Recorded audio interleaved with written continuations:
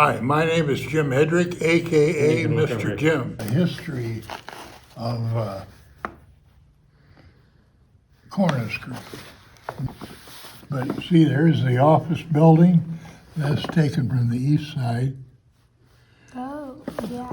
Yeah, they haven't. That's the only building on the outside they haven't really changed. Right. The inside has had different things, but that's a whole different story. That's a picture of a typical campsite. You had open air latrines. So the raccoon would just wander around and hang out with you guys? Yeah, he would hang out. Well, he actually came from Camp Minneskuya, and we brought him down to Humboldt with us, and he hung out in the staff campsite most of the time, but we would let him in the pool for a little bit, even had a buddy tag. You feed him? Yeah, in fact, when we were at Minneskuya, we had to bottle feed him because he was just itty bitty.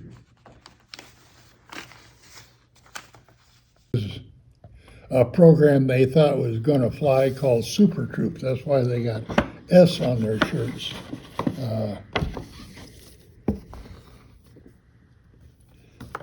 Last night at camp, sleeping underneath the tarp.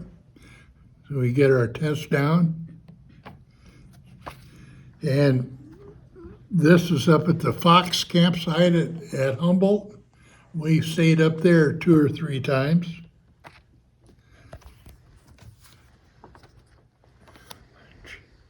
This is us eating in our campsite at Humboldt.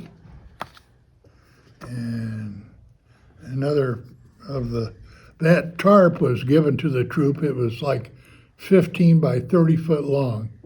And Mike McNiff with Nifco Mechanical made the uprights and ridgepole for it. We had a gentleman that was big in the Army Reserves, and we had this down there at camp for 2 years, and that was the Taj Mahal, we called it.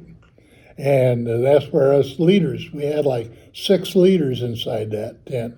And we had the sides rolled up so we could see the campsite. There was mosquito netting and everything. It was really nice.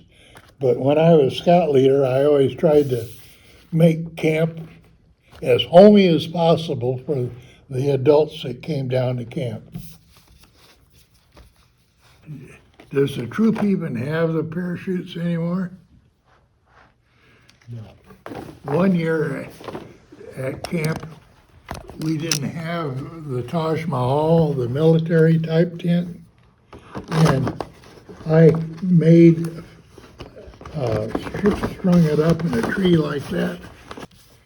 And this was the birth of the sign there in Osage that John put up. But this is Osage back in the day when we were really a pretty good sized troop. And John Mahaney was very resourceful at games and stuff. And that orange and that red and white tarp hanging up there between the 2 trees, I bet you if we asked John, he could still have all the parts stored somewhere at his home. But we had something going in our campsites all the time.